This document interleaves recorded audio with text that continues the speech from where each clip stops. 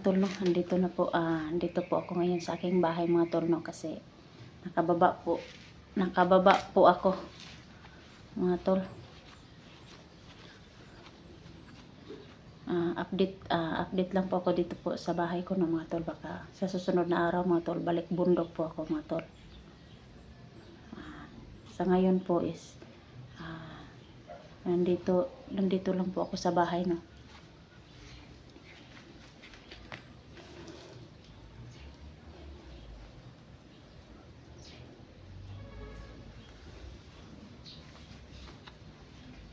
Sa ngayon po mga tol is ako lang po mag-isa dito kasi nag-aaral yung anak ko mga tol. Kaya mamaya siguro mga mamayang hapon susunduin ko.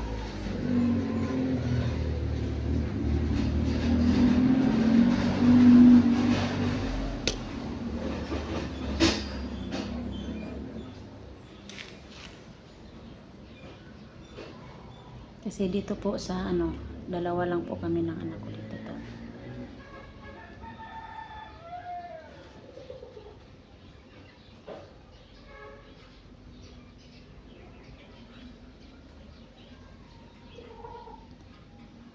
Yung na rescue po namin si SG, no, sobrang dami po namin, no.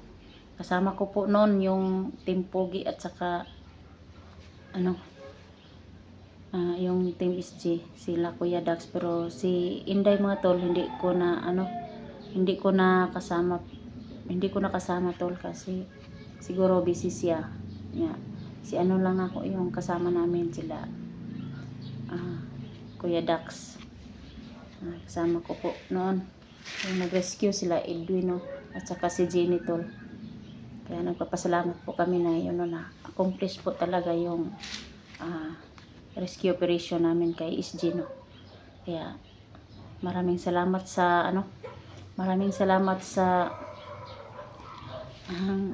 walang sawang pagsuporta sa amin, no, na mailigtas namin si SG tol.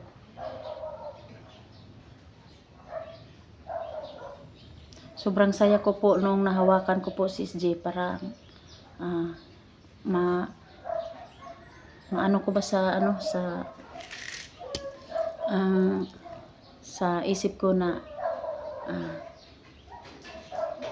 hindi huli yung pagpunta namin doon sa bundok, na magkasama kami ng lahat ng mga hunters doon tol. Sobrang dami namin yung nag-rescue kami kay SG tol, no. Kaya yung iba nga lahat ng mga hunters tol, yung iba hindi ko pa nakilala tol. Kaya yung sa Team Pogi tol, may nakilala ko, pero hindi pa kami nagkausap kasi iilan lang yung tao na nakausap ko sa Team Pogi tol. Kaya sa lahat ng supporters ng Team Pogi po, no, sana po suportahan niyo po ako, no, kasi maliit lang po yung bahay ko. Kaya sana po masuportahan niyo po ako, no, na tulungan niyo po ako. Electra Adventure po, tulungan niyo po. Sana po na tumaas yung bahay ko. Hilahin niyo po pataas kasi bagong-bago lang po ako, no, sa exploran.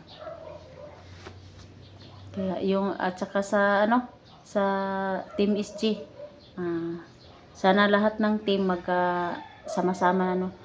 Yung nakasama ko po sa pag-rescue kay SG, nakita ko sila 44, sila Badan, sila hindi lahat ng Team SG nakapunta doon sa rescue operation ni SG, no. Kaya maraming salamat talaga sa amin lahat nandun sa bundok sa pag-rescue kay SG. Kasi sobrang critical na po yung kalagayan ni SG, no. Kaya nagpapasalamat ako sa aming iniidolong SG 01 po. Maraming salamat sa iyo, Dol. Sa ngayon ligtas ka na. Sana magkasabay tayong pumunta ng bundok.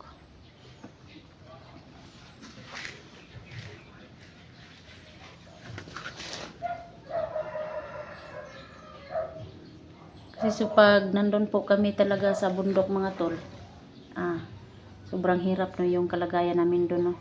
Ulan, init, lahat na yan. At saka kung maano pa, gutom na maranasan mo doon. Lalong-lalo na po pag maubusan ka ng pagkain. Ako nga, nagbabagong taon pero hindi ako nakauwi sa bahay. Nandun pa kami sa sa bundok. Kaya sa ngayon po, dito lang muna ako sa bahay, no, kasi ilang araw pa yung nakababa kami dito. Kaya aalagaan ko muna yung anak ko, tol, kasi hindi man kami nagkasama yung nagbabagong taon mga tol, pero sa ngayon po magkasama na po kami ngayon. Kaya baka sa sunod na araw pabalik kami sa bundok. Tatawagan ko po yung mga kasamahan ko, sila Edwin at saka si Jenny, tol.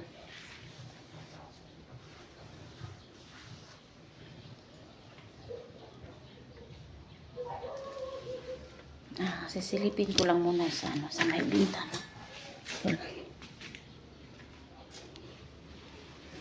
Kasi pag tumingin ako sa may karsada, tol, is dito lang ako sa may bintana. Kasi diyan po at yung harapan ng bahay po, karsada na po 'yan. Diyan. Kaya dito lang ako titingin sa may bintana. Pasensya na po sa ingay ng mga manok, no, kasi yung mga kapitbahay ko dito is may manok.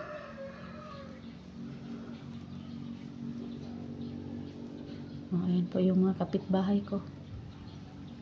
Sobrang tahimik, walang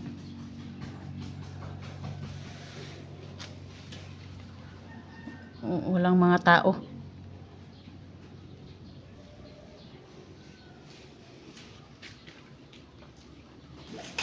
Kasi po dito, tol, is ako lang po, no.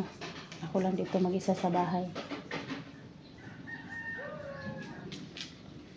Nandun, binuksan ko po yung pintuan, tol, pero hindi ko masyadong nilakihan ng pagbukas.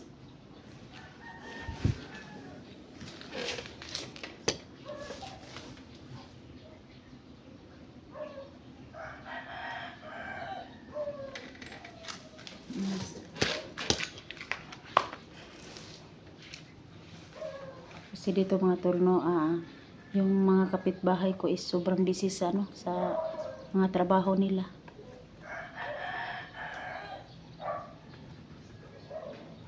Yung kapitbahay ko sa likuran, mga tol, araw-araw nandun sa may palengke. Ito yung sa likuran bahay ko, pero mababait naman yun. Mababait naman yung kapitbahay ko dito, tol. Tol, maganda dito sa likuran ko, tol, kasi maraming bulak.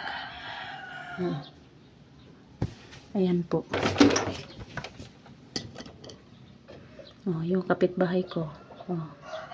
Para na rin akong may tol. Para na rin ako ng may bulak. Ayan po.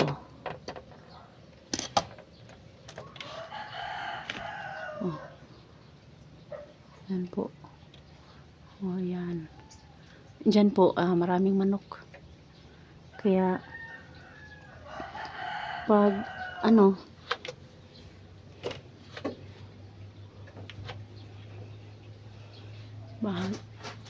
pag gusto kong tumingin sa labas, dito lang po ako sa may bintana, tol.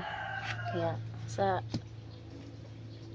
pag parang may tao dyan sa labas, dito lang ako sa may bintana. Pero sa ngayon po, tol, nandito po ako sa likuran pinto, pero dito ako sa dumaan sa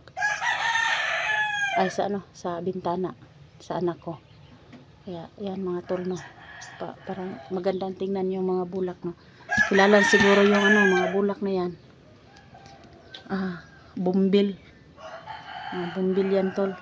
Kaya sobrang ganda tingnan, tol. Kaya para na rin akong ayan po yung may tao doon, yung kapitbahay ko. Sa kabila po yun, sa likuran po yung kapitbahay ko. May manok pang maganda tingnan talaga, tol. Pag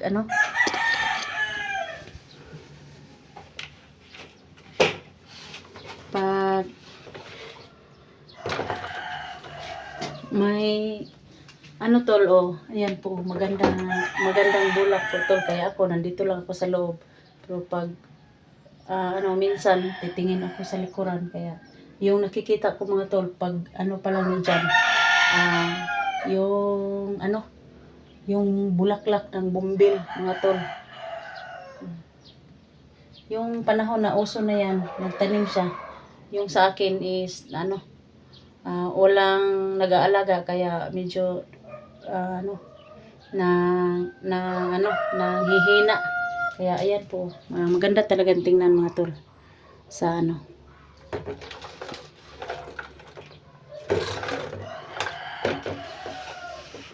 ko na lang yan. Kasi po baka minsan lalabas ako sa bahay, pero hindi po ako maging kampante dito sa ko, kasi sa bahay ko po. Kasi tahimik lang po kasi dito, tol. Tahimik lang po kasi. Ayan po. Dito po yung labas. Sa labas ng bahay ko po.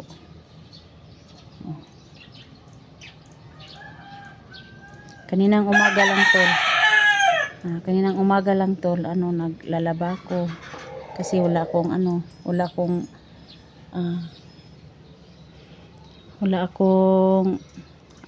yung kung sa Bisaya pa, walay trabaho, kaya nanglaba. Ayan po, tol. Sobrang dami ang ito po yung lugar ng labas ng bahay ko, tol.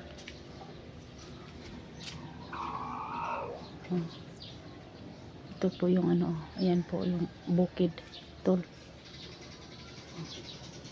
Kasi po ako po dito, tol, is dito lang po ako sa labas. Pero para sobrang tahimik dito, tol, sa bahay namin. Walang pag minsan po, mga tol, pero dito po sa kapitbahay ko, tol, is yung mga tao dito mababait po talaga. Minsan punta sila dito sa bahay ko. Punta sila doon dito sa bahay ko, tol. Mga nangungumusta kung okay ba yung kalagayan ko, mga tol. Kasi sabi nila yung ko daw, yung trabaho ko sobrang delikado po. Sobrang delikado po daw to. Pero kinakaya ko po ito, mga tol, kasi kailangan kasi yung kasi nag-aaral pa yung anak ko, tol.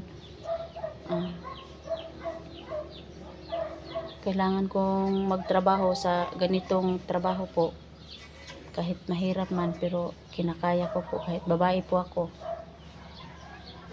kinakaya ko po ito, tol. Kaya sa ngayon ganyan, parang dito, yung minsan ulan, minsan uminit. Kaya ako dito lang po, maging kampante naman ako dito, kasi yung ko talaga is pag dito po ako sa labas, ito po yung isang lock. Pag nilako ito, tapos pangalawa ito. Pagpasok po is parang may motor, tol. Kaya pasok po ako, kasi po parang may motor dumaan.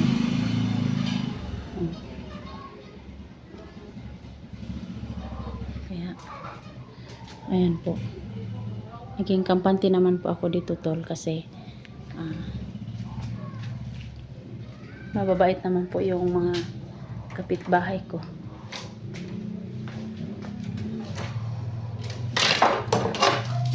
Dito kasi po is ang ingay dito, manok at saka yung mga sasakyan, mga motor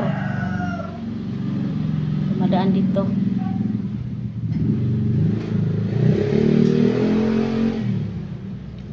Ayan po.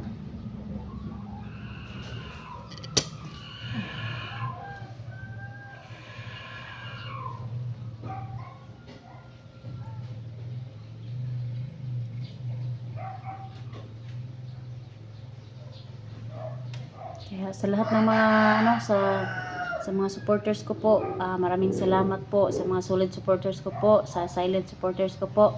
Maraming salamat po sa lahat sa inyo sa pagtulong niyo sa akin. Kaya God bless you po sa lahat.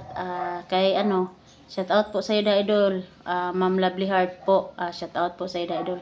Kang Ma'am Beatrice po, shout out po sa iyo diyan. Ingat kayo diyan sa family mo. Shout out po sa lahat ng family mo.